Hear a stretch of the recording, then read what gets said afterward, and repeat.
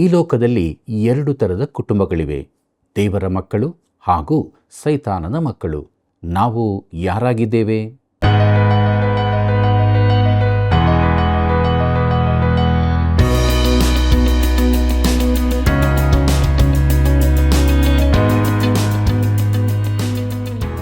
ಆತ್ಮೀಯ ಮಿತ್ರರೇ, ನಿಮಗೆಲ್ಲರಿಗೂ ತುಂಬು ಹೃದಯದ ವಂದನೆಗಳು. ಜ್ಞಾನೋಕ್ತಿಗಳು ಪುಸ್ತಕದ ಅಧ್ಯಯನದಲ್ಲಿ ಸೇರಿ ಬಂದಿರುವ ನಾವು ಇಂದಿನ ಅಧ್ಯಯನದಲ್ಲಿ ದೇವರು ಇಷ್ಟಪಡುವ ಮಾರ್ಗದಲ್ಲಿ ಮಕ್ಕಳು ನಡೆಯುವಂತಾಗಬೇಕು, ಬಲ ನಂಬಿಗಸ್ತನಾದ ಆಳು ಯಾರು ಎಂಬ ಸತ್ಯವನ್ನು ತಿಳಿದುಕೊಳ್ಳೋಣ. ಬನ್ನಿರಿ, ಪ್ರಾರ್ಥನಾಪೂರ್ವಕವಾಗಿ ನಮ್ಮ ಅಧ್ಯಯನವನ್ನು ಪ್ರಾರಂಭಿಸೋಣ. ಪ್ರಾರ್ಥನೆ ಮಾಡಿಕೊಳ್ಳೋಣ. ನಂಬಿಗಸ್ತನು ಕೃಪಾ ಸಂಪೂರ್ಣನಾಗಿರುವಂಥ ರಕ್ಷಕನಾದ ಯೇಸು ಸ್ವಾಮಿಯಲ್ಲಿ ತಂದೆಯಾದ ದೇವರೇ, ನಿನ್ನ ಮಹಾಕೃಪೆಯಿಂದ ನಿನ್ನ ಜೀವವುಳ್ಳ ವಾಕ್ಯವನ್ನು ಅಧ್ಯಯನ ಮಾಡಲು ಸೇರಿ ಬಂದಿದ್ದೇವೆ. ನಿನ್ನ ಆತ್ಮನ ಸಹಾಯವನ್ನು ಅನುಗ್ರಹಿಸಿಕೊಡು. ನಿನ್ನ ವಾಕ್ಯಗಳ ಗೂಢಾರ್ಥವನ್ನು ತಿಳಿಯಪಡಿಸು. ನಿನ್ನ ವಾಕ್ಯವು ನಮ್ಮಲ್ಲಿ ನೆಲೆಯಾಗಿದ್ದು ನಮಗೆ ಬಿಡುಗಡೆಯನ್ನು, ಬಲವನ್ನು, ಸಮಾಧಾನವನ್ನು ಕೊಡುವಂತಾಗಲಿ.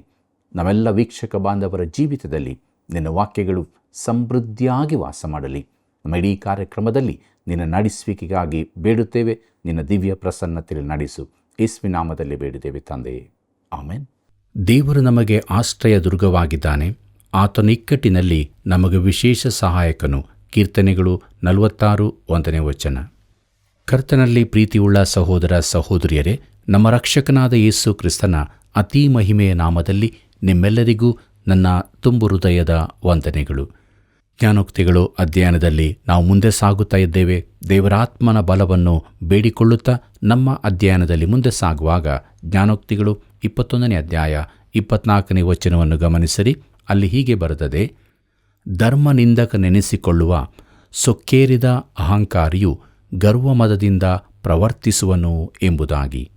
ಕರ್ತನಲ್ಲಿ ಪ್ರಿಯರೇ, ಈ ಪುಸ್ತಕದಲ್ಲಿ 2 ವಿಚಾರಗಳು ತಿರುತಿರುಗಿ ಹೇಳಲ್ಪಟ್ಟಿವೆ. ಒಂದು ನಾಲಿಗೆಯ ಸದುಪಯೋಗ ಹಾಗೂ ದುರುಪಯೋಗ.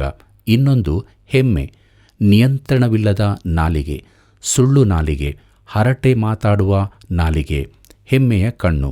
ಇವೆಲ್ಲವನ್ನು ದೇವರು ಹಾಗೆ ಮಾಡುತ್ತಾನೆ. ಜ್ಞಾನೋಕ್ತಿಗಳು 21ನೇ ಅಧ್ಯಾಯ 25ನೇ ವಚನವನ್ನು ಗಮನಿಸಿರಿ. ಅಲ್ಲಿ ಹೀಗೆ ನೋಡುತ್ತೇವೆ: ಸೋಮಾರಿಯ ಆಶೆಯು ಅವನನ್ನು ಕೊಲ್ಲುವುದು, ಅವನ ಕೈಗಳು ದುಡಿಯಲೊಲ್ಲವಷ್ಟೇ ಎಂಬುದಾಗಿ. ಕರ್ತನಲ್ಲಿ ಪ್ರಿಯರೇ, ಸೋಮಾರಿತನದ ವಿಷಯವಾಗಿ ತುಂಬ ಹೇಳಲ್ಪಟ್ಟಿದೆ. ಮುಂದಕ್ಕೆ ನೋಡೋಣ. ಜ್ಞಾನೋಕ್ತಿಗಳು 21ನೇ ಅಧ್ಯಾಯ 26ನೇ ವಚನವನ್ನು. ಅಲ್ಲಿ ಹೀಗೆ ಬರೆದದೆ: ಧರ್ಮಿಯು ಹಿಂದೆಗೆಯದೆ ಕೊಡುವನು, ಲೋಭಿಯು ದಿನವೆಲ್ಲ ಆಶಿಸುತ್ತಲೇ ಇರುವನು ಎಂಬುದಾಗಿ. ಪ್ರಿಯರೇ, ಸೋಮಾರಿಯು ದುರಾಶೆ ಪಡುತ್ತಲೇ ಇದ್ದು ದುಡಿಯದೆ ಹಣ ಗಳಿಸುವ ಉಪಾಯಗಳನ್ನು ಯೋಚಿಸುತ್ತಲೇ ಇರುವನು. ಈ ರೀತಿಯವರು ತುಂಬ ಮಂದಿ ಇರುತ್ತಾರೆ. ಇದಕ್ಕೆ ವಿರುದ್ಧವಾಗಿ ನೀತಿವಂತನು ಪಡೆದುಕೊಳ್ಳುವ ಬದಲಾಗಿ ಕೊಡುವುದರ ಕುರಿತಾಗಿ ಯೋಚಿಸುತ್ತಿರುವನು ಮತ್ತು ದೇವರು ಅವನನ್ನು ಆಶೀರ್ವದಿಸುವನು. ಜ್ಞಾನೋಕ್ತಿಗಳು 21ನೇ ಅಧ್ಯಾಯ 27ನೇ ವಚನ ಹೀಗೆ ಹೇಳುತ್ತದೆ: ದುಷ್ಟರ ಯಜ್ಞವೇ ಅಸಹ್ಯ, ಅದನ್ನು ದುರ್ಬುದ್ಧಿಯಿಂದ ಅರ್ಪಿಸುವುದು ಮತ್ತು ಅಸಹ್ಯ ಎಂಬುದಾಗಿ. ಪ್ರೀತಿಯುಳ್ಳ ದೇವಜನರೇ, ದುಷ್ಟನು ಅಂದರೆ ಕಾನೂನಿಗೆ ವಿರುದ್ಧವಾಗಿ ನಡೆಯುವವನು. ಇಂಥವನು ದೇವರಿಗೆ ಒಳಗಾಗುವುದಿಲ್ಲ, ದೇವರ ಮಾರ್ಗವನ್ನು ಅನುಸರಿಸುವುದೂ ಇಲ್ಲ. ಮನುಷ್ಯ ದೃಷ್ಟಿಗೆ ಸರಳವಾಗಿ ತೋರುವ ಒಂದು ದಾರಿಯುಂಟು ಎಂಬುದಾಗಿ ಜ್ಞಾನೋಕ್ತಿಗಳು 16ನೇ ಅಧ್ಯಾಯ 25ನೇ ವಚನದಲ್ಲಿ ಓದುತ್ತೇವೆ. ಪ್ರಿಯರೇ, ಇದು ಧರ್ಮನಿಂದಕನ ಮಾರ್ಗವಾಗಿದೆ. ಅವನು ತನ್ನ ದಾರಿಯಲ್ಲಿ ಹೋಗುತ್ತಾನೆ, ದೇವರ ಮಾರ್ಗವನ್ನು ಅಲಕ್ಷಿಸುತ್ತಾನೆ. ಅವನು ದೇವರನ್ನು ನಿರಾಕರಿಸುತ್ತಾನೆ. ಅಂಥವನು ಧಾರ್ಮಿಕನಾಗಿಲ್ಲವೆಂತಲ್ಲ. ಅವನು ಸಭೆಗೆ ಸೇರಿ ಕ್ರಮವಾಗಿ ಆರಾಧನೆಗೆ ಬಂದು ಸಂಗೀತ ಹಾಡಿ ಒಳ್ಳೆಯ ತೋರಿಕೆಯನ್ನು ತೋರಬಹುದು, ಕಾಣಿಕೆ ಕೂಡ ಕೊಡಬಹುದು, ಆದರೆ ಉದ್ದೇಶಹೀನವಾಗಿರುತ್ತದೆ. ದುಷ್ಟರ ಯಜ್ಞವು ಅಸಹ್ಯ ಎಂಬುದಾಗಿ ನಾವು ನೋಡಿದೆವು.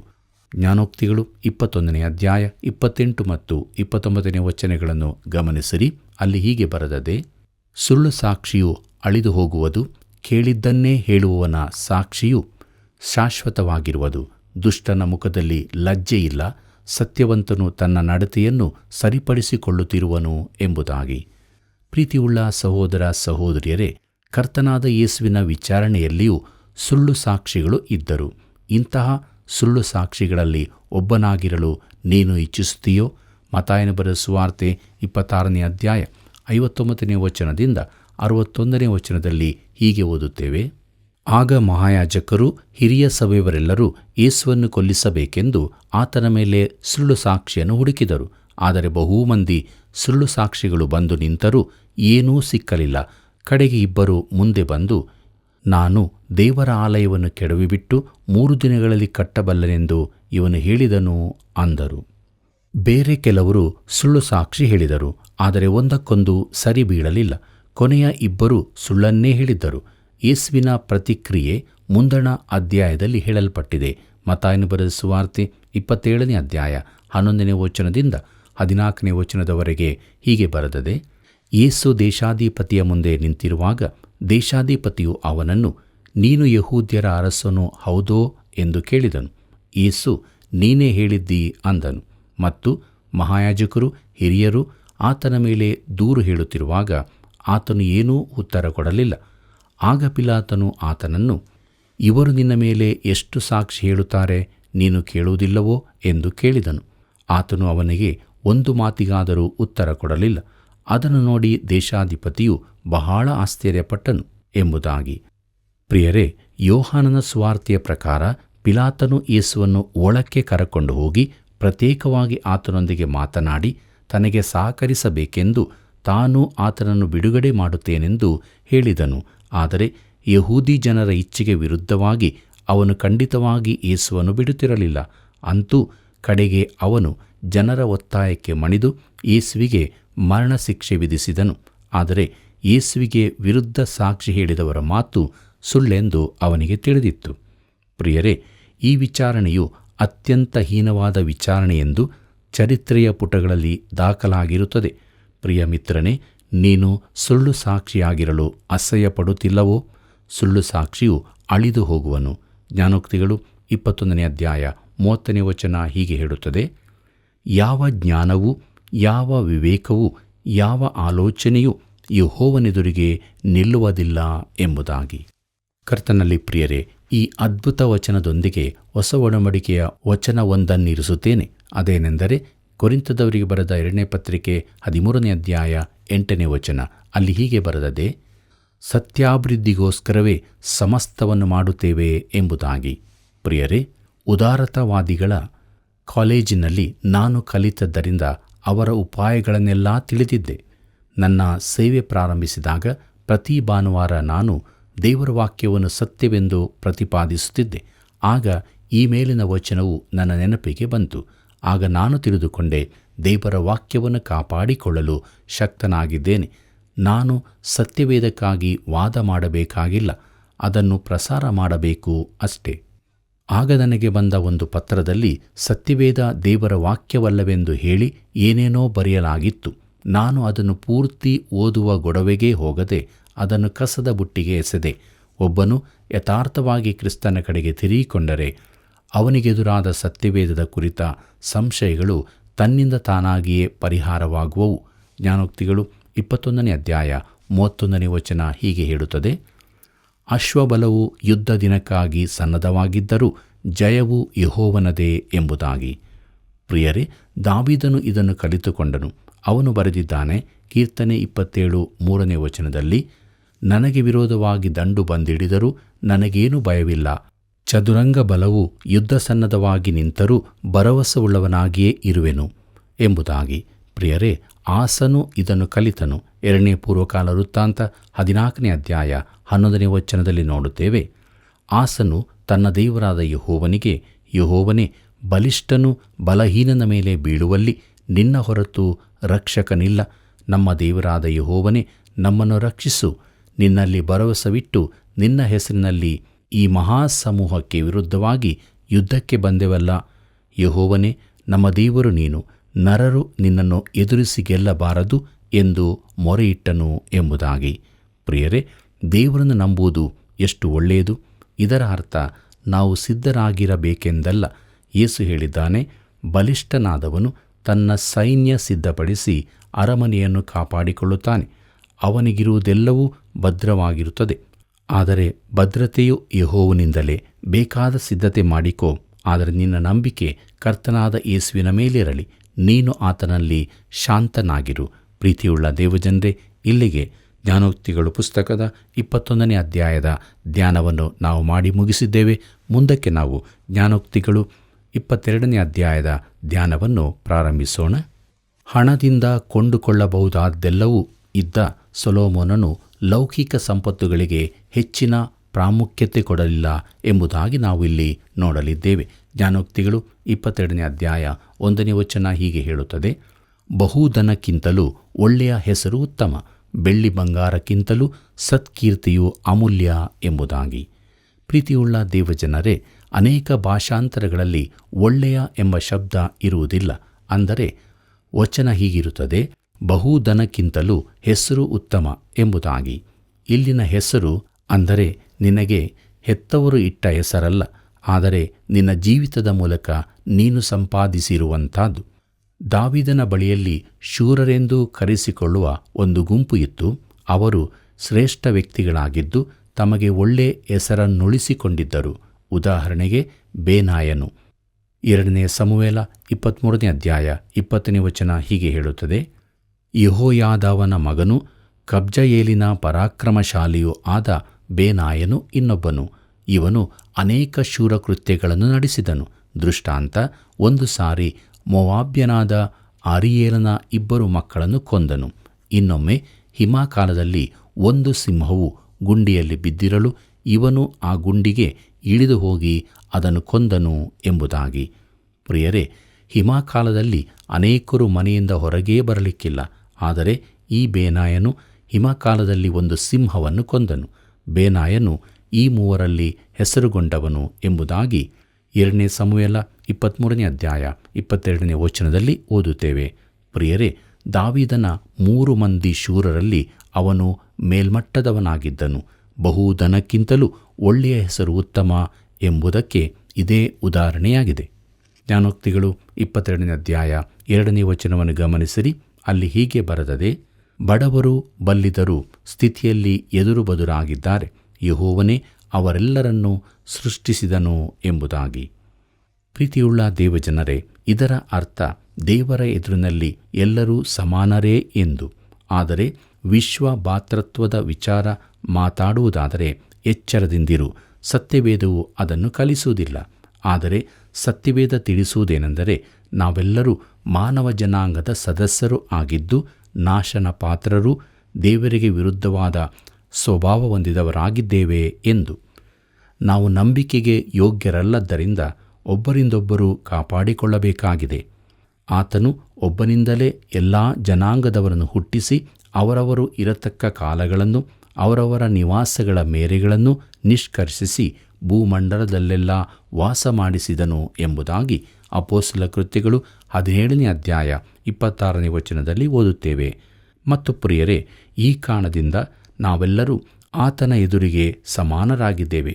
ನಾವು ದೇವರ ಮಕ್ಕಳಾಗುತ್ತೇವೆ, ನಾವು ಮಾನವರಾಗಿದ್ದೇವೆ ಎಂಬ ಕಾರಣದಿಂದಲ್ಲ, ಆದರೆ ಯೇಸು ಕ್ರಿಸ್ತನ ಮೇಲಣ ನಂಬಿಕೆಯಿಂದಲೇ.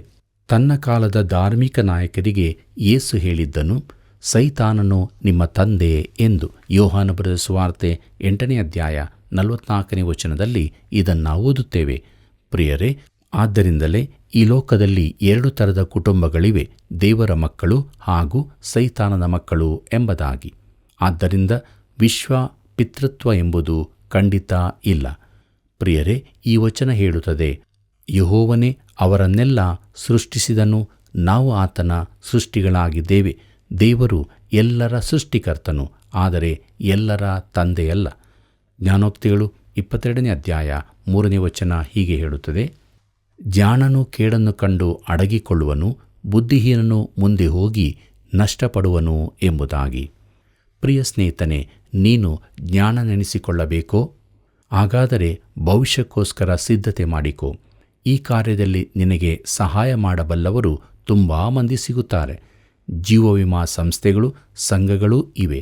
ನಿನ್ನ ನಿವೃತ್ತಿ ಜೀವನಕ್ಕಾಗಿ ತಕ್ಕ ಸಿದ್ಧತೆ ಮಾಡಲು, ಮಕ್ಕಳ ಭವಿಷ್ಯಕ್ಕಾಗಿ ತಯಾರು ಮಾಡಲು ನಿನಗೆ ಸಹಾಯ ಸಿಗಬಹುದು. ಆದರೆ ಇದಕ್ಕೂ ಮುಂದೆ ನಿನ್ನ ನಿತ್ಯತ್ವದ ಕುರಿತಾಗಿ ಏನು?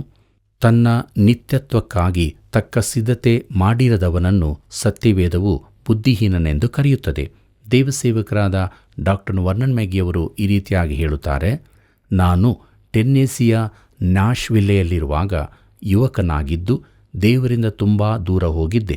ಅಲ್ಲಿನ ಒಂದು ಯುವ ದಂಪತಿಗಳು ಬಹು ಶ್ರೀಮಂತ ಕುಟುಂಬಕ್ಕೆ ಸೇರಿದವರಿದ್ದರು. ಒಂದು ರಾತ್ರಿಯ ನೃತ್ಯಕೂಟದಲ್ಲಿ ಅವರು ತಮ್ಮ ವಿವಾಹ ನಿಶ್ಚಯವನ್ನು ತಿಳಿಸಿ ಮುಂದೆ ವಿವಾಹವಾದರು. ಅವರ ವಿಷಯ ತುಂಬ ಪ್ರಚಾರವಾಯಿತು. ಅವರು ತಮ್ಮ ಮನೆಯನ್ನು ಎಲ್ಲ ಹಳೆ ಕಲಾಕೃತಿಗಳಿಂದ ತುಂಬಿಸಿದರು. ವಿವಾಹದ ಬಳಿಕ ಪರ್ವತ ಪ್ರದೇಶಗಳಿಗೆ ಪ್ರವಾಸಕ್ಕೆ ಹೋದರು. ಅಲ್ಲಿ ಒಂದು ತಿರುವಿನಲ್ಲಿ ಅಪಘಾತವಾಗಿ ಕೆಳಗಣ ಆಳವಾದ ಕಣಿವೆಗೆ ಅವರ ಕಾರು ಬಿದ್ದು ಸುಟ್ಟು ಹೋಗಿ ಇಬ್ಬರೂ ಸತ್ತರು. ಅವರ ಹೆತ್ತವರು ಅವರ ಮನೆಯನ್ನು ಬೀಗ ಹಾಕಿ ಮುಚ್ಚಿಟ್ಟರು. ನಾನು ರಕ್ಷಿಸಲ್ಪಟ್ಟ ಬಳಿಕ ಆ ದಾರಿಯಾಗಿ ಹೋಗುವಾಗೆಲ್ಲ ಅವರು ಆ ಮನೆಯನ್ನು ಸಿದ್ಧ ಮಾಡಲು ಪಟ್ಟ ಪ್ರಯಾಸವನ್ನೆಲ್ಲ ನೆನಪಿಸಿಕೊಳ್ಳುತ್ತಿದ್ದೆ. ಆದರೆ ಅದರಲ್ಲಿ ಒಂದು ತಾಸೂ ಕೂಡ ವಾಸ ಮಾಡಲು ಆಗಲಿಲ್ಲ ಎಂಬುದಾಗಿ. ಪ್ರಿಯರೇ, ನಾವು ನಮ್ಮ ನಿತ್ಯತ್ವಕ್ಕಾಗಿ ತಕ್ಕ ತಯಾರಿ ಮಾಡಿಕೊಳ್ಳುವುದು ಎಷ್ಟು ಅಗತ್ಯವಲ್ಲವೇ? ಜ್ಞಾನೋಕ್ತಿಗಳು 22ನೇ ಅಧ್ಯಾಯ 6ನೇ ವಚನ ಹೀಗೆ ಹೇಳುತ್ತದೆ, ನಡೆಯಬೇಕಾದ ಮಾರ್ಗಕ್ಕೆ ತಕ್ಕಂತೆ ಹುಡುಗನನ್ನು ಶಿಕ್ಷಿಸು, ಮುಪ್ಪಿನಲ್ಲಿಯೂ ಓರೆಯಾಗಾನು ಎಂಬುದಾಗಿ. ಕರ್ತನಲ್ಲಿ ಪ್ರಿಯರೇ, ಮಕ್ಕಳನ್ನು ಯೋಗ್ಯವಾದ ದಾರಿಯಲ್ಲಿ ನಡೆಯುವಂತೆ ಬೆಳೆಸಬೇಕು. ಅವರು ನಡೆಯಬೇಕಾದ ದೇವರ ಉದ್ದೇಶದ ಮಾರ್ಗವೊಂದುಂಟು. ಹೆತ್ತವರು ಆ ಮಾರ್ಗವನ್ನು ಕಂಡುಕೊಳ್ಳಬೇಕು. ತಮಗೆ ಸರಿತೋಚಿದ ಮಾರ್ಗದಲ್ಲಿ ಅವನನ್ನು ಬೆಳೆಸದೆ ದೇವರು ಇಷ್ಟಪಡುವ ಮಾರ್ಗದಲ್ಲೇ ಬೆಳೆಸಬೇಕು. ಜ್ಞಾನೋಕ್ತಿಗಳು 22ನೇ ಅಧ್ಯಾಯ 13ನೇ ವಚನವನ್ನು ಗಮನಿಸಿರಿ. ಅಲ್ಲಿ ಹೀಗೆ ಬರೆದದೆ, ಹೊರಗೆ ಸಿಂಹವಿದೆ, ನನ್ನನ್ನು ಬೀದಿಯಲ್ಲಿ ಕೊಂದೀತು ಎಂಬುದು ಸೋಮಾರಿಯ ನೆವ ಎಂಬುದೇ. ಪ್ರೀತಿಯುಳ್ಳ ದೇವಜನರೇ, ಇಲ್ಲಿ ಮತ್ತೊಮ್ಮೆ ಸೋಮಾರಿಯ ಕುರಿತಾಗಿ ಹೇಳಲ್ಪಟ್ಟಿದೆ. ಇದರಲ್ಲಿ ಸ್ವಲ್ಪ ಮಟ್ಟಿನ ಹಾಸ್ಯವೂ ಇದೆ. ಸೋಮಾರಿಯು ಅನೇಕ ನೆವನಗಳನ್ನು ಹುಡುಕುತ್ತಾನೆ. ತುಂಬ ಚಳಿಯಿರುವುದರಿಂದ ಗದ್ದೆ ಉಳುವುದಕ್ಕಾಗುವುದಿಲ್ಲ. ಈಗ ಇನ್ನೊಂದು ಹೊಸ ನೆವನ, ದಾರಿಯಲ್ಲಿ ಸಿಂಹವಿದೆ, ನನ್ನನ್ನು ತಿಂದು ಬಿಟ್ಟಿತು, ಇದು ಕೂಡ ಸುಳ್ಳೇ. ಜ್ಞಾನೋಕ್ತಿಗಳು 22ನೇ ಅಧ್ಯಾಯ 15ನೇ ವಚನ ಹೀಗೆ ಹೇಳುತ್ತದೆ, ಮೂರ್ಖತನವು ಹುಡುಗನ ಮನಸ್ಸಿಗೆ ಸಹಜ, ಆದರೆ ಶಿಕ್ಷಕನ ಬೆತ್ತವು ಅದನ್ನು ತೊಲಗಿಸುವುದು ಎಂಬುದಾಗಿ. ಕರ್ತನಲ್ಲಿ ಪ್ರಿಯರೇ, ಇಂತಹ ಮಕ್ಕಳನ್ನು ಶಿಸ್ತಿಗೊಳಪಡಿಸುವ ವಿಧಾನಗಳನ್ನು ತಿರುತಿರುಗಿ ಹೇಳಲಾಗಿದೆ. ಶಿಸ್ತು ಮಕ್ಕಳ ಜೀವಿತದಲ್ಲಿ ಅವಶ್ಯ. ಸರಿಯಾದ ಶಿಸ್ತಿನಿಂದ ಮಕ್ಕಳು ಸಿಟ್ಟಿಗೇಳುವುದಿಲ್ಲ. ಮಾತ್ರವಲ್ಲದೆ ಅದು ನಮ್ಮ ಸಿಟ್ಟನ್ನು ತೀರಿಸುವ ವಿಧಾನವೂ ಅಲ್ಲ. ಸರಿಯಾದ ಶಿಸ್ತಿನ ಶಿಕ್ಷಣದಿಂದ ಮಕ್ಕಳ ಮೂರ್ಖತನವು ನಿವಾರಣೆಯಾಗುತ್ತದೆ. ಜ್ಞಾನೋಕ್ತಿಗಳು 22ನೇ ಅಧ್ಯಾಯ 28ನೇ ವಚನವನ್ನು ಗಮನಿಸಿರಿ.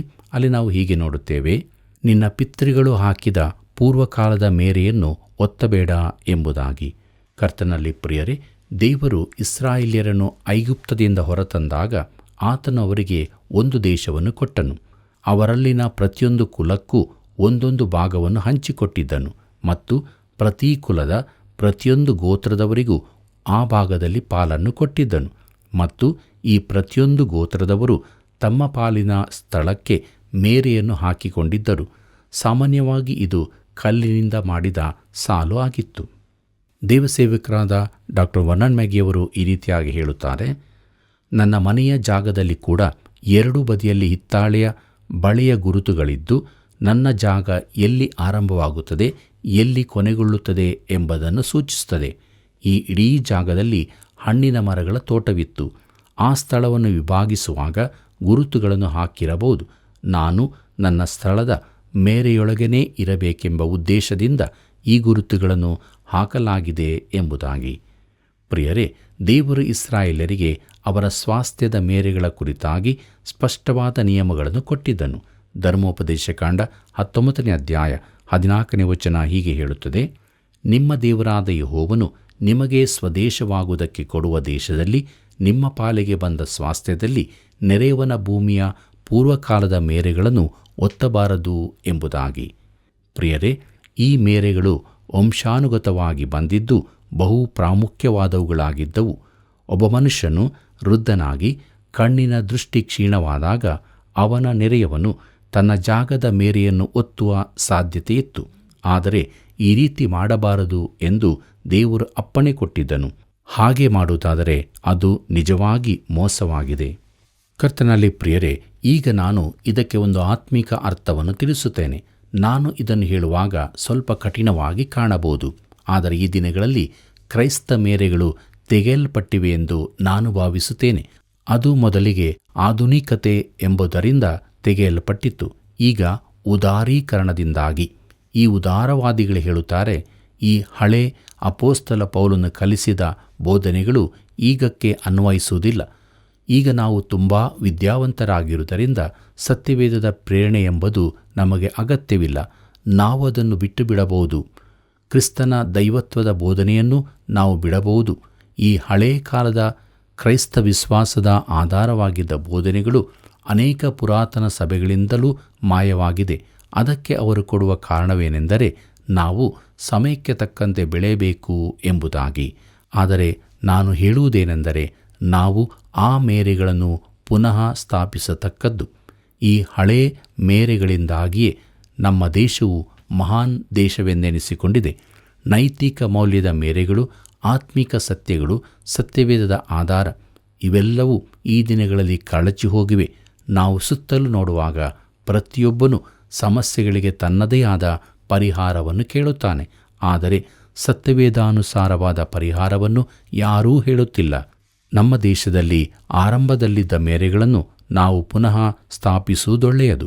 ಜ್ಞಾನೋಕ್ತಿಗಳು 22ನೇ ಅಧ್ಯಾಯ 29ನೇ ವಚನ ಹೀಗೆ ಹೇಳುತ್ತದೆ, ತನ್ನ ಕೆಲಸದಲ್ಲಿ ಚಟುವಟಿಕೆಯಾಗಿರುವವನನ್ನು ನೋಡು, ಇಂಥವನು ರಾಜರನ್ನು ಸೇವಿಸುವನಲ್ಲದೆ ನೀಚರನ್ನು ಸೇವಿಸುವುದಿಲ್ಲ ಎಂಬುದಾಗಿ. ಪ್ರೀತಿಯುಳ್ಳ ದೇವಜನರೇ, ಚಟುವಟಿಕೆಯಿಂದಿರುವವನನ್ನು ದೇವರು ಗೌರವಿಸುತ್ತಾನೆ. ಯೇಸು ಹೇಳಿದ್ದು ಇಂಥವರಿಗೆ ಬಲ ನಂಬಿಗಸ್ತನಾದ ಒಳ್ಳೆಯ ಆಳು ಎಂದು. ಮತ್ತಾಯನ ಬರೆದ ಸುವಾರ್ತೆ 25ನೇ ಅಧ್ಯಾಯ 21ನೇ ವಚನದಲ್ಲಿ ಇದನ್ನು ನಾವು ನೋಡುತ್ತೇವೆ. ಪ್ರಿಯರೇ, ಇದು ನಾವು ಮಾಡುವ ಕೆಲಸದ ಮೊತ್ತದ ಆಧಾರದಿಂದಲ್ಲ. ಪ್ರಿಯ ಮಿತ್ರನೇ, ನೀನು ಸಾಕ್ಷಿ ಕೊಟ್ಟ ಜನರ ಸಂಖ್ಯೆಗಾಗಿ ಅಲ್ಲ, ಆದರೆ ಆತನು ನಿನಗೆ ಕೊಟ್ಟ ಕಾರ್ಯದಲ್ಲಿ ನೀನೆಷ್ಟು ನಂಬಿಗಸ್ತನಾಗಿದ್ದಿ ಎಂಬ ಆಧಾರದಲ್ಲಿ. ಅದು ಒಂದು ವೇಳೆ ಮನೆಯಲ್ಲಿ ಒಂದು ಮಗುವಿನ ತಾಯಿಯಾಗಿರಬಹುದು. ಮೋಶೆಯ ತಾಯಿ ಈ ರೀತಿ ನಂಬಿಗಸ್ತಳಾಗಿದ್ದಳು. ಅವಳ ಹೆಸರು ಸತ್ಯವೇದದಲ್ಲಿ ಬರೆಯಲ್ಪಟ್ಟಿದೆ. ಇದು ನಂಬಿಗಸ್ತಿಕೆಗೆ ಬಹುಮಾನ. ಪ್ರಿಯರೇ, ರೋಮಾಪುರದವರಿಗೆ ಬರೆದ ಪತ್ರಿಕೆ 12ನೇ ಅಧ್ಯಾಯ 10 ಮತ್ತು 11ನೇ ವಚನದಲ್ಲಿ ಪೌಲನು ಹೀಗೆ ಹೇಳಿದ್ದಾನೆ, ಕ್ರೈಸ್ತ ಸಹೋದರರು ಅಣ್ಣ ತಮ್ಮಂದಿರೆಂದು ಒಬ್ಬರನ್ನೊಬ್ಬರು ಪ್ರೀತಿಸಿರಿ, ಮಾನ ಮರ್ಯಾದೆಯನ್ನು ತೋರಿಸುವುದರಲ್ಲಿ ಒಬ್ಬರಿಗಿಂತ ಒಬ್ಬರು ಮುಂದಾಗಿರಿ, ಜಾಗ್ರತೆ ಬೇಕಾದಲ್ಲಿ ಆಲಸ್ಯವಾಗಿರದೆ ಆಸಕ್ತ ಚಿತ್ತರಾಗಿದ್ದು ಕರ್ತನ ಸೇವೆ ಮಾಡುವರಾಗಿರಿ ಎಂಬುದಾಗಿ. ಪ್ರಿಯರೇ, ಇದೆಲ್ಲದರ ಅರ್ಥ ದೇವರಿಗೆ ನಂಬಿಗಸ್ತರಾಗಿರುವುದೇ ಆಗಿದೆ. ನಾವು ಹಾಗೆಯೇ ಇರತಕ್ಕದ್ದು. ಕರ್ತನಲ್ಲಿ ಸಹೋದರ ಸಹೋದರಿಯರೇ, ನಾವು ಹೇಗಿದ್ದೇವೆ? ನಂಬಿಗಸ್ತರಾಗಿ ನಮ್ಮ ಜೀವಿತದಲ್ಲಿ ಮುಂದೆ ಸಾಗುತ್ತಾ ಇದ್ದೇವೆಯೋ? ಒಬ್ಬರನ್ನೊಬ್ಬರು ಪ್ರೀತಿಸುತ್ತಾ ಇದ್ದೇವೆಯೋ? ಮಾನ ಮರ್ಯಾದೆಯನ್ನು ತೋರಿಸುವುದರಲ್ಲಿ ಮುಂದಾಗಿದ್ದೇವೆಯೋ? ನಮ್ಮನ್ನು ನಾವು ಪರೀಕ್ಷೆ ಮಾಡಿಕೊಂಡು ದೇವರ ವಾಕ್ಯ ಹೇಳಿದ ಹಾಗೆ ಬಲ ನಂಬಿಗಸ್ತನಾದ ಒಳ್ಳೆಯ ಆಳು ಎಂಬ ರೀತಿಯ ಜೀವಿತವನ್ನು ನಾವು ಜೀವಿಸೋಣ. ದೇವರ ಆಶೀರ್ವಾದವನ್ನು ಹೊಂದಿಕೊಳ್ಳೋಣ. ಹೀಗಾಗುವಂತೆ ದೇವರು ತಾನೇ ಸಹಾಯ ಮಾಡಿ ನಡೆಸಲಿ. ಕರ್ತನ ಕೃಪೆಯು ಸದಾ ನಿಮ್ಮ ಸಂಗಡ ಇರಲಿ. ಪ್ರಿಯರೇ, ನಾಲಿಗೆಯ ಸದುಪಯೋಗ ಹಾಗೂ ದುರುಪಯೋಗ ಎಂಬ ವಿಚಾರವನ್ನು ನಾವು ತಿಳಿದುಕೊಂಡೆವು. ದೇವರ ಎದುರಿನಲ್ಲಿ ಎಲ್ಲರೂ ಸಮಾನರೇ. ಇದು ಬಹು ಗಂಭೀರವಾದ ಸತ್ಯ. ನಾವು ನಮ್ಮ ಮಕ್ಕಳು ದೇವರು ಸಿದ್ಧಪಡಿಸಿದ ಜೀವವುಳ್ಳ ಮಾರ್ಗದಲ್ಲಿ ನಡೆಯೋಣ. ದೇವರನ್ನು ಮಹಿಮೆ ಪಡಿಸೋಣ.